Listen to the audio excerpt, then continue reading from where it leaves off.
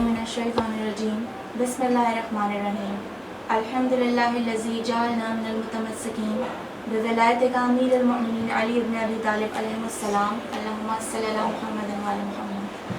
कायम TV Canada के तमाम देखने और सुनने वालों को बनीन फातिमा और प्रोग्राम कलाम इमाम और हम की पूरी टीम की तरफ से अस्सलाम वालेकुम।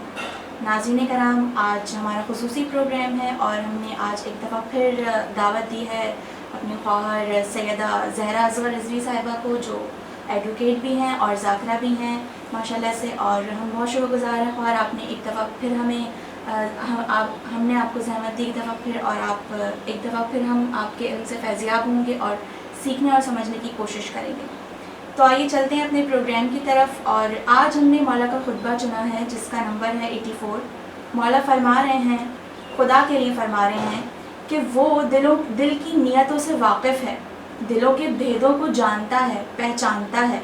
वो हर चीज़ को घेरे हुए है और हर शय पर छाया हुआ है और हर चीज़ पर उसका ज़ोर चलता है। अब ये मौला मुत्तकियान अली इब्न अबी तालिब अलैहिस्सलाम खुदा के लिए फरमा रहे हैं कि वो तो हमारे दिलों से वाकिफ़ है, और वो ख़ुद भी सूरह मुल्क में इरशाद फरमा रहा है कि मैं तो तुम्हारे दिलों के भेदों से भी खूब वाकिफ़ हूँ।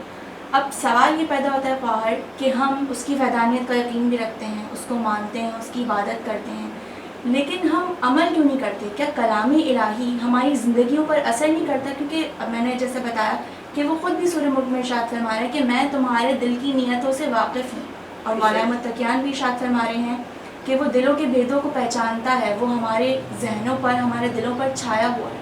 तो हम पे क्यों नहीं असर होता? ख्वाहन, मैं समझती हूँ सबसे पहले तो ये कि देखिए, हम जिस घराने में आँख खोली है हमने, मुसलमान घराना है, अहले तशय्युअ में हमने आँख खोली है, तो हमने इस सिलसिले में फ़िक्र नहीं की, हमने कोई मतलब तदब्बुर नहीं किया। हमने जो माओं की गोद से सुना, बस हाँ मुसलमान हैं, हम ये हैं, हम उसी पर चल रहे हैं। हमने रिसर्च नहीं की, हमने इल्म तो हासिल किया, हमने सिर्फ पढ़ा है, उसे समझा नहीं है।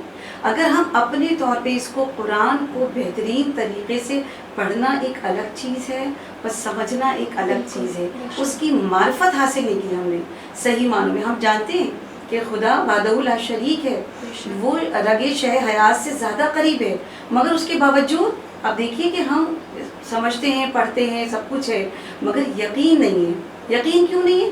क्योंकि हमने इस पर फ़िक्र नहीं की, हमने तदब्बुर नहीं किया। जबकि रसूल क्या कह रहे हैं कि तुम्हारी फ़िक्र और तदब्बुर 70 साल इबादतों से ज़्यादा अफजल है। अगर हम फ़िक्र करें, तदब्बुर करें और इस मार्फत के साथ कुरान की तालीम हासिल करें, तो यकीन जानिए ये कुरान मजमुआ है इंसानियत को परवान चढ़ाने के लिए। हमारे दिलों में हसद ने जगह ले ली है, बुग़्ज़ ने जगह ले ली है, कीने ने जगह ले ली है, मोहब्बत ख़त्म होती चली जा रही है। इसलिए हमें अल्लाह को मानते हैं कि अल्लाह एक है, ला शरीक है, खुदा दिलों के भेदों को जानता है, खुदा हमारी नियतों से वाकिफ़ है, खुदा हमारे हर अमल से वाकिफ़ है कि हम रियाकारी कर रहे हैं या खुलूस दिल से कर रहे हैं। मगर उसके बावजूद हमारा अमल वैसा नहीं है कि जैसा परवरदिगार आलम चाहता है, जैसा रसूल चाहते हैं, जैसे आइम्मा चाहते हैं। खुदा को हम सबको तौफीक दे कि हम अपना किरदार इस माह मुबारक, इस बाबरकत महीने के सदक़े से हम और आप मिलकर अपनी किरदार साजी कर सकें। हम अपना किरदार ऐसा बना सकें कि अपने वक्त के इमाम को राज़ी कर सकें, अपनी बीवी को राज़ी कर सकें, और दुआ करते हैं कि पालने वाले तेरी बारगाह में आने से पहले मुझे इस काबिल बना दे, मैं अपना किरदार इस तरह बना लूँ कि तेरी बारगाह में आते हुए मैं शर्मिसार ना हूँ। अब ख्वाह जैसे कि मौला ने इरशाद फरमाया आगे कि खुदा का हर चीज़ पर ज़ोर चलता है और वो हर चीज़ पर कादिर है। अब हम इंसान ये समझते हैं कि जैसे तमाम इख्तियारात हमारे हाथ में हैं, हम एक दूसरे पर हुक्म चलाते हैं, हम इर्द गिर्द ही अपने ले लें कि अगर हमारे घरों में ही देख लें, कोई ऐसा होता है, ऐसी शख्सियत का हमें कि बस हमारा ज़ोर चल जाए और बस हम जो कह रहे हैं वही सही है। जबकि वो मौला मुत्तकियान इरशाद फरमा रहे हैं कि खुदा है जिसका हर चीज़ पर ज़ोर चलता है और वो हर चीज़ पर कादिर है। तो हम इतना क्यों करते हैं कि जैसे तमाम इख्तियारात हमारे हाथ में हों? ख्वाह, जैसा कि मैंने भी बयान किया कि इंसान इतना अकड़ता है, क्यों अकड़ता है? क्योंकि हम गाफिल हैं। जबकि कुरान में वाज़े कर दिया कि हमारी खिलकत किस तरह से हुई है, निजासत से खल्क हुए, और हमारी इंतहा भी कहाँ है? निजासत पर है। जब हम दुनिया में आए थे किस काबिल थे? بالکل بے بس تھے ہم. کس نے ہمیں پروان چڑھایا؟ خدا نے ہمیں ہماری ماں کو وسیلہ بنایا. جب ہم اس قابل ہوئے اور اب ہم سمجھنے لگے کہ بس اب ہم اس قابل ہو گئے کہ ہم دنیا کو اپنی مٹھی میں لے لیں. ہم اتنا کیوں کرتے ہیں؟ اس کی وجہ یہ ہے کہ ہمارے دماغوں میں عقل ختم ہوتی جا رہی ہے اور غرور اور تکبر کا قبضہ ہو چکا ہے. ہم اکڑتے اس لیے ہیں کہ ہم اللہ کو مانتے تو ہیں مگر اللہ سے معرفت نہیں ہے. اگر ہم بلکہ کہا جائے کہ ہمیں اپنی خود کی معرفت نہیں ہے کہ ہمیں خدا نے خلق کیوں کیا ہے, ہم دنیا میں کس مقصد سے پیدا کیے گئے. عبادت کے لیے محتاج نہیں ہے خدا ہمارا, خدا ہماری بندگی کا محتاج نہیں ہے. اگر خدا چاہتا کہ ایک ہی وقت میں پوری مخلوق سجدہ ریز ہو جائے تو کیا ایسا ممکن نہیں تھا؟ بے شک ایسا ہو سکتا تھا, مگر خدا نے انسان کو اشرف المخلوقات بنایا, اسے شعور دیا, اسے عقل دی کہ میرے بندے تو اپنے اختیار سے میری بندگی کو قبول کر, میری ربوبیت کو قبول کر, تو اقرار کر بغیر اپنے اختیار سے کر. کیوں؟ کیونکہ تو سمجھ, فکر کر, تدبر کر. مگر ہم اور آپ کیا کرتے ہیں کہ ہم نے قرآن تو پڑھ لیا, سمجھا نہیں, گمراہی کا شکار ہو گئے. اچھا, اگر اب ہم اکڑتے بھی ہیں تو کس طرح سے اکڑتے ہیں کہ جیسے ساری دنیا ہماری مٹھی میں ہے. آج اس کی بہترین مثال کیا ہے؟ ایک ایسا نہ نظر آنے والا وائرس کہ جو نظر بھی نہیں آتا ہے, پوری دنیا اس کا شکار ہے. سپر پاور جو امریکہ اپنے آپ کو کہا کرتا تھا, ساری طاقتیں آج زہر ہو چکی ہیں. ہر انسان بے بس نظر آتا ہے. پوری دنیا اس نہ نظر آنے والی وائرس کا شکار ہے. کیا ہے یہ چیز؟ یہ صرف قدرت ہے. بتا دیا خدا نے, تم کتنا بھی عروج حاصل کر لو, تم کتنی بھی جدت کر لو, تم کتنی بھی ترقی کر لو, وہ وحدہ لا شریک ہے.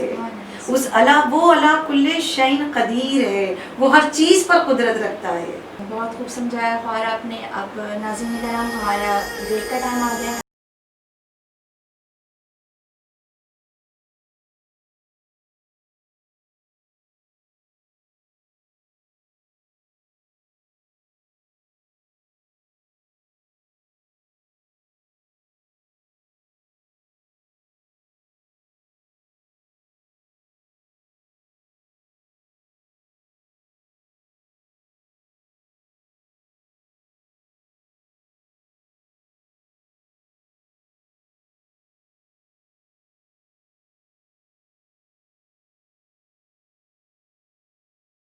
السلام علیکم ناظرین کرام, ہم بریک سے واپس آ گئے اور ہمارے ساتھ موجود ہیں. ہم بات کر رہے تھے مولا کے خطبہ نمبر 84 پر.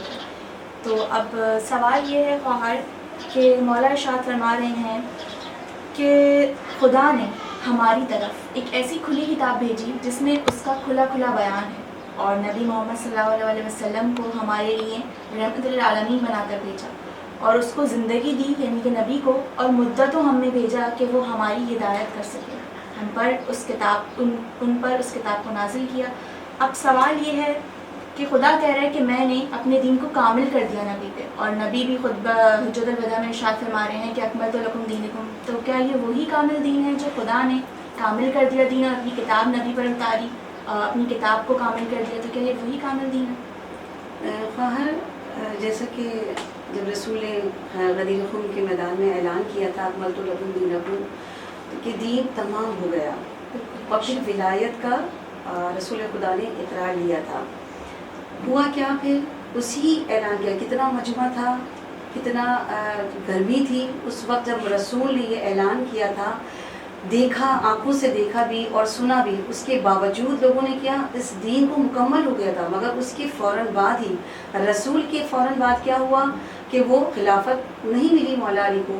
اس کے بعد مولا علی کو خلافت بھی نہیں ملی, مگر کیا ہوا کہ دین جو مکمل ہو گیا تھا, بتانا کیا چاہتے تھے. اور آخری خطبے میں رسول نے کیا کہا تھا کہ دیکھو قرآن کو اور میرے اہل بیت سے تمسک رکھنا, ان دونوں کو اگر تم تھامے رکھو گے تو کبھی گمراہ نہیں ہوگے.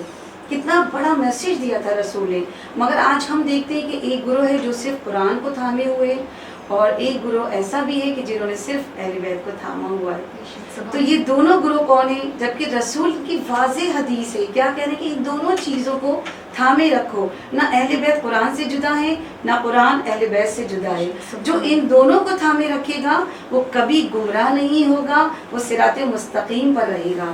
اور ہم دیکھتے ہیں کہ رسول کے فوراً بعد ہی اس دین, جو دین مکمل ہو چکا تھا, مگر اس دین کی کیسی شکل اختیار ہوئی, اور آج تک آج تک وہ دین جو مکمل ہو چکا تھا مگر لوگ گمراہ ہو گئے، اس دین سے ہٹ چکے ہیں. کیوں؟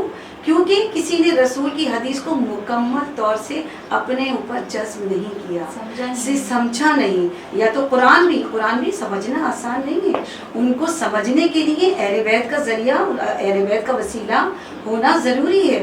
اور جنہوں نے اہل بیت کو سمجھ لیا تو بس فقط علی علی یا مولا مولا کریں گے، شفاعت ہو جائے گی. اور قرآن، نماز، روزہ یا تقویٰ، یہ دینداری یہ کیا ہے کہ جن کے لیے پروردگار عالم نے جنت کو خلق کیا، جن کے اعزاز میں پروردگار عالم نے پوری دنیا کو خلق کیا، ان کے لیے وہ دیکھیں کہ ان کا عمل کیا ہے، ان کا کردار کیا ہے، ان کا کیا ہے. آپ اگر ان کو دیکھیے تو ہمارا کردار کیا ہے، ہم میں تو اتنی سی بھی جھلک نہیں ہے. اور آپ نے بہت عمدہ سمجھایا، ہم بہت شکر گزار ہیں آپ کے. اب ناظرین کرام، ہم اپنے پروگرام کے دوسرے حصے کی طرف چلتے ہیں، جہاں ہم یہ سمجھنے کی کوشش کریں گے خواہر سے کہ خداوند متعال ہمیں اس مولا نے جو خطبہ ارشاد فرمایا اس کے متعلق ہمیں کیا سمجھا رہے ہیں، کیا کوئی تنبیہ دے رہے، کوئی ایسی آیت نازل فرمائی ہے اس نے. تو خواہر پلیز آپ اس پہ کوئی وضاحت کریں. خواہر آپ نے بہت خوبصورت سوال کیا ہے کہ پورا قرآن پروردگار عالم انسان کو، بنی نوع انسان کو خوبصورت انداز میں سمجھا رہا ہے. اور اس سے خطبے سے ریلیٹڈ قرآن مجید میں سورہ بنی اسرائیل کی آیت نمبر 37-38 میں پروردگار عالم یہ سمجھا رہا ہے کہ روئے زمین پر تکبر سے نہ چل. کیا تو زمین کو چیر سکتا ہے؟ کیا تیرے قد کی لمبائی پہاڑوں کو تک پہنچ سکتی ہے، پہاڑوں کو چھو سکتا ہے، آسمانوں کو چھو سکتا ہے؟ کتنی خوبصورت طریقے سے پروردگار عالم نے بتا دیا کہ تو جو اتنا اکڑ کر چلتا ہے زمین پر، کیا تو نہیں جانتا کہ تو ایک دن فنا ہو جائے گا، یہ پوری دنیا فنا ہو جائے گی. کیا باقی رہے گا؟ تیرا کردار باقی رہے گا، تیرا عمل باقی رہے گا. اور تو جو اتنا کرتا ہے تو کیا کر لے گا؟ زمین کو چیر دے گا. کتنے جو اپنے خدائی کا دعویٰ کرتے تھے، فرعون کو دیکھ لیں، شداد کو دیکھ لیں، نمرود کو دیکھ لیں، ان کا کیا حال ہوا؟ قرآن بتا رہا ہے کہ وہ سب غرق ہو گئے. کیا ہوا ان کا انجام؟ کہ وہ سب فانی ہو گئے. اور تو جو اتنا اکڑ کر چل رہا ہے کیا کر لے گا؟ کتنا تیر مار لے گا؟ کتنی حکومتیں حاصل کر لے گا؟ تو کیا کر لے گا؟ مگر ایک نہ ایک دن تجھے فنا ہونا ہے. تو کچھ نہیں کر سکتا. میں چاہوں تو آج بھی بے بس ہے. نہ تو زمین کو چیر سکتا ہے اور نہ تو آسمان کو چھو سکتا ہے. اگر تو اس قابل ہے تو فقط اور فقط اپنے رب کی وجہ سے ہے. ورنہ اگر دیکھیے پروردگار عالم کہ کتنے بھی ہم حاصل کر لیں، کتنے بھی ڈاکٹر بن جائیں، انجینئر بن جائیں، کتنے سائنٹسٹ ہیں، مگر جب قضا آتی ہے تو وہ یہ نہیں دیکھتی کہ اس کا عروج ہے یا زوال ہے. وہ جب آتی ہے تو نہ وہ جوان دیکھتی ہے، نہ بوڑھا دیکھتی ہے، نہ بچہ دیکھتی ہے. جب قضا آ جاتی ہے تو اسے دنیا سے جانا پڑتا ہے، لوٹ کے تو اسی کی طرف لوٹ کے اپنے رب کی بارگاہ میں. بہت خوب آپ نے سمجھایا. ناظرین کرام، ہم اپنے پروگرام کے آخری حصے کی طرف چلتے ہیں، جہاں ہم یہ سمجھنے کی کوشش کریں گے کہ ان تمام باتوں کا جو خواہر نے بہت عمدہ طریقے سے ہمیں سمجھایا کیا کنکلوژن نکلتا ہے، اور ہم ان تمام باتوں کو اپنی زندگی پر، اپنے ارد گرد کے ماحول پر کیسے لاگو کر سکتے ہیں. اور پلیز خواہر دیکھیے کہ پورا قرآن پروردگار عالم انسانیت کو انسانیت سمجھا رہا ہے کہ دیکھیے خدا پر یقین رکھو، خدا پر توکل کرو. کہ خدا نے جو دنیا بنائی ہے نا، پروردگار عالم نے اس کائنات کی بنیاد علم پر رکھی ہے اور کہا کہ اے بنی نوع انسان، دنیا کو تیرے لیے بنایا ہے، تجھے اس دنیا کے لیے نہیں بنایا. لہٰذا اس دنیا میں رہ کر تو اپنی تربیت کر، تو اس دنیا کی، اس کائنات کے ذرے ذرے سے فائدہ اٹھا، استفادہ حاصل کر. اس پوری دنیا کو تیرے لیے سجایا ہے، تجھے اس کے لیے نہیں بنایا. لہٰذا کہ تو ان سے فائدہ حاصل کر، تو اپنی کردار سازی کر، تو آخرت کی تیاری کر. یہ فانی ہے، وہ ابدی دنیا ہے، وہاں کی تیاری کر.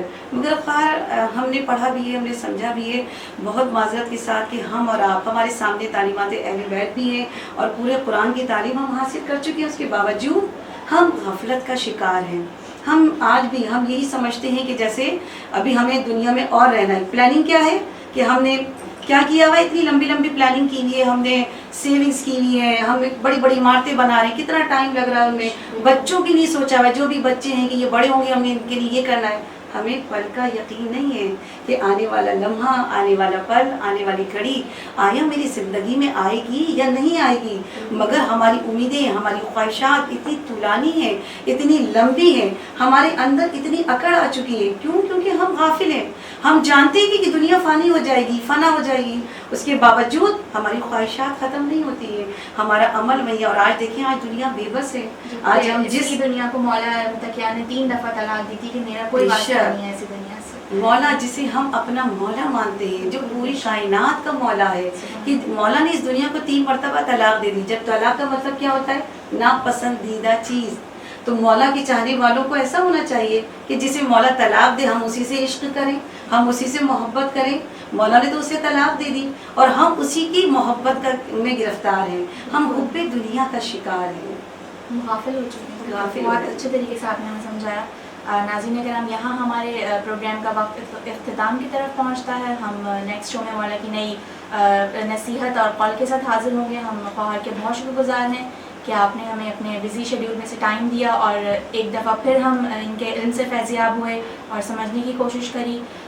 ہمیں آج کے اس پروگرام کے فیڈ بیک سے ضرور آگاہ کریے گا. نیکسٹ شو میں ملاقات ہوتی ہے. اللہ حافظ.